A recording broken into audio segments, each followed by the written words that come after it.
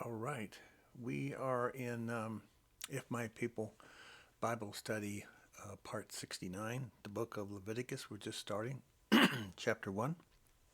And, uh, and just attention points here. The Everything changes. After Exodus 19, you had the royal Torah, which was and is and was and always will be.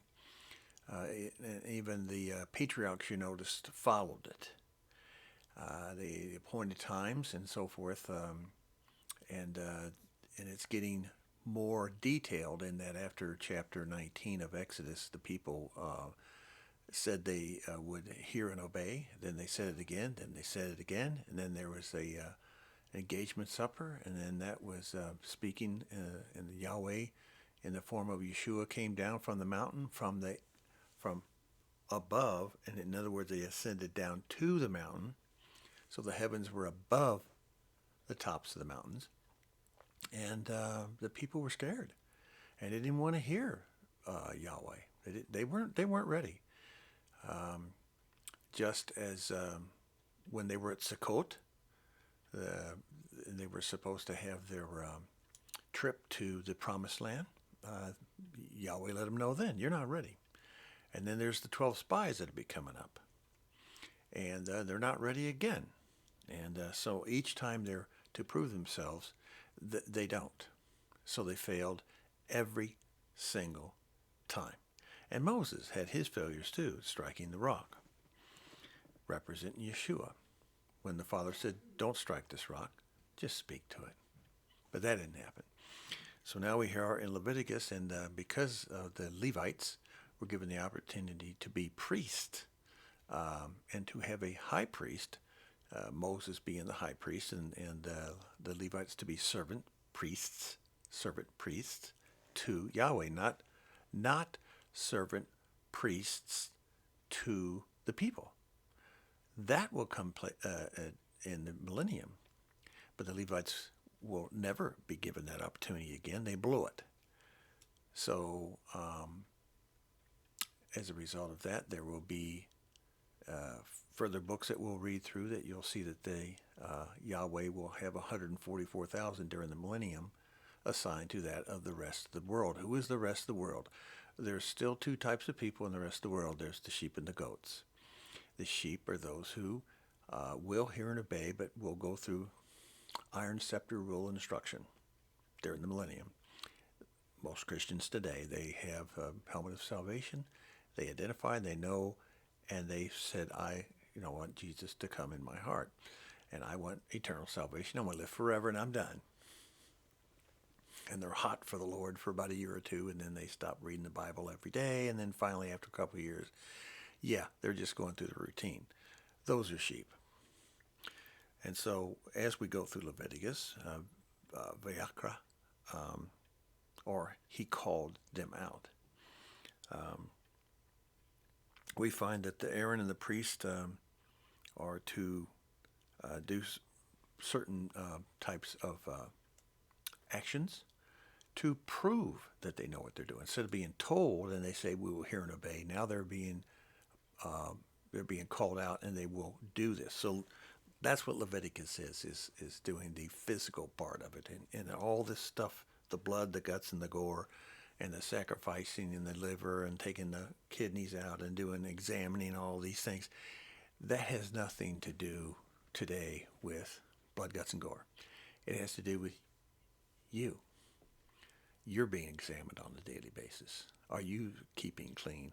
Are all the parts and the innards of your body, and each serves a different part to make that body work? Just as Paul says, each of you serve a different part to make the body work. That's what Paul talks about in the new covenant.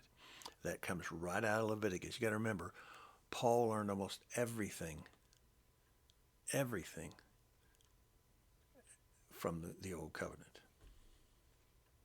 Interesting how many of you could quote Yeshua inside and out, having only read the old covenant. He did. He saw it. Just as we're pointing it out to you. Just as in this 40 years of wandering around, Yeshua was there on numerous occasions, physically there, in the appearance of a human, talking to the patriarchs, and the appearance with his father at times, with the smoke and the fire. Okay?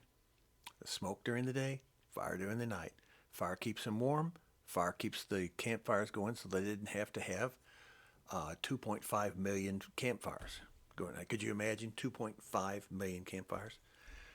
So just kind of give you a reality of what goes on. Yeah, that Yahweh's presence with them continually, and during the Exodus for 40 years, gave them much more than just manna from heaven. Okay, much more than that. So they are to be, as you read through these chapters, they are to be pure. They are to be sinless. They are to maintain sinlessness on a daily basis. And if they sin, they must take care of it immediately. If they sin and hurt others, they must take care of it immediately. And they're not to shortchange their offerings. They're to be honest about their offerings. A lot of these offerings that you read through Leviticus, these numerous animals that were slaughtered, they were also slaughtered for the Levites to eat. Because they didn't, when they get to the promised land, if you'll notice when we read on, they didn't get a selected portion. The 12 tribes got portions, but the Levites didn't. And in the millennium, they will not have it again. We'll show you a mapping of that, of where they will live in the oblation area, where they'll serve Yahweh daily, but they will not be serving the people. The 144,000 will. That's what the 144,000, 12,000 from each tribe, because each one, you say, well, why not just one tribe? Why not the Ishkar tribes?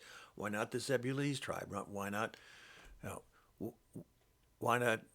Because each one has a gift from the Father, at least one gift that they've been given at their birth, and they're good at it. And all the peoples of the world, the sheep, will need those gifts, all 12.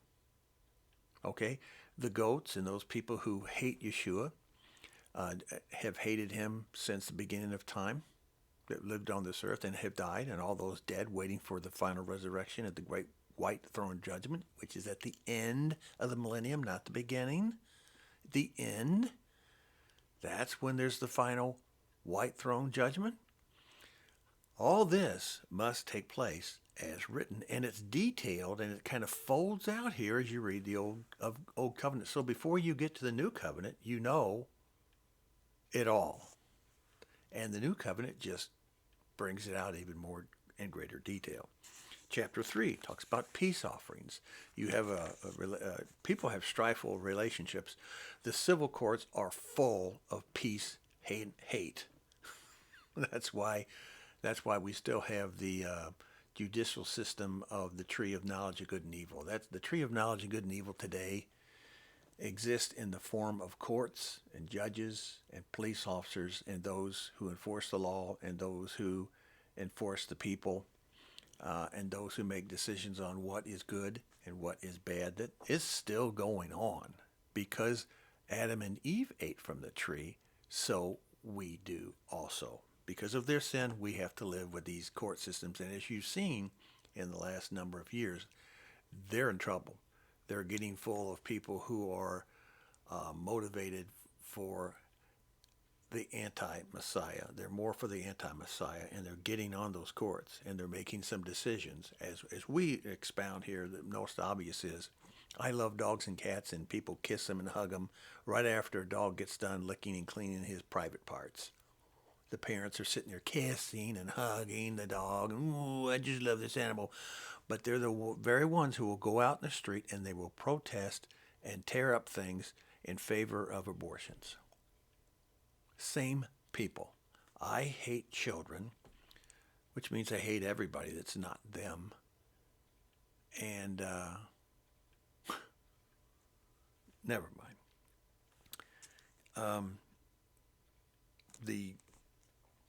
The understanding of the millennium is this: you participate in the observance of Torah offerings at the appointed times, and you will be blessed. In other words, those who hear and obey during the millennium, just as it is here and explained in Leviticus. You do all these things we tell you, all Now it's up to 600, and it's going to be 613 Torah commands. It goes from 3, Garden of Eden. Now it gets up to 10, goes from 10 before the Moses' final trip down that mountain. On the 10th time, he brings down a total of 613 commandments, which a lot of these are not good ones. It's tough ones, and it's impossible ones to follow. But this is a learning lesson and an example for us, and that's why we hear and we read this word. Now, we're talking about, let's quickly go there because we'll go back and forth. Okay, I can't do that. I got to show you this first and then this.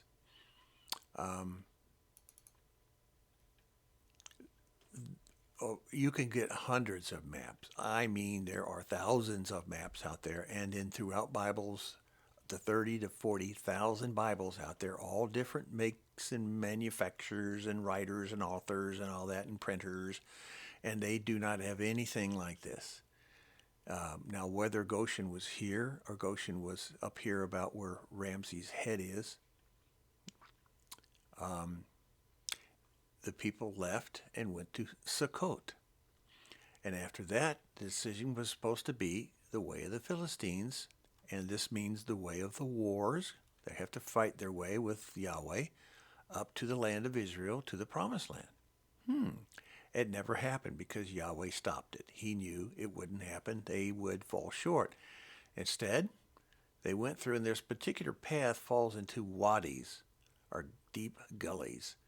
And they crossed over the Red Sea here. Now, we'll be able to show this later on in greater detail, but we're just giving you a pictorial example right now, and we'll kind of stop and give you another picture here. Same time, this is where, down here is St. Catherine's Monastery, and that's a tourist trap. That is, there it is again. Not even close, my folks. St. Catherine's Monastery, yeah, it was created after about 300 to 400 A.D. And it was dressed up as a place where a vision from a woman who, by the way, the woman who is involved in it was not a believer in Yahweh, came up with this and a bunch of other stuff that many of the churches and the Protestant and the Catholic churches follow tooth and nail today. So with them getting ready to cross over the Red Sea, they would have been backed up at 2.5 million for miles back. And a single fire or smoke inside that wadi would have prevented the armies from chasing after them. So they were well protected, even with one soldier, which is Yeshua, by the way. We'll go back to our display, and then we'll get back to it again, just to kind of whet your appetite, what you're about to see. This is all what you're looking at, found in the Word as we go through it. Just remember what you've seen. And all these other Bibles that I'm sure that you're sitting at home and you can say, well, I can show you this Bible, and it doesn't show that at all. Well, try to make those drawings fit into reality, what you're reading in the Torah readings here, Exodus, Leviticus, Numbers, Deuteronomy. Try to make it fit. It doesn't fit. Okay. There have been so many people try to make it fit, and they do. And they just talk you through it because that's their song and dance. They sold a book on it. They go around, they teach, and they're not about to change their minds because that means, well, they'd have to be humble. They'd have to become humble, and they'd have to apologize and repent for what they said and what they stole from about 1,000 other people. Instead of reading the Word themselves, they just stole it from other people's writing, saying, well, 1,000 other people can't be wrong, so I'm going to go with the majority. And that's why we have a bunch of mess today where Christians have no idea what they're reading. They just follow the pastor, and they just pray that the pastor knows what he's talking about. And when I talk to the pastors, and I've known so many of them, they don't know what they're talking about. But at least they're honest about it. Sometimes they cry about it because they know that, well, this is the job. I don't know how to do anything else. I don't know how to drive a truck or go farming. So this is what they do. We'll get back with you in the next one, part 70.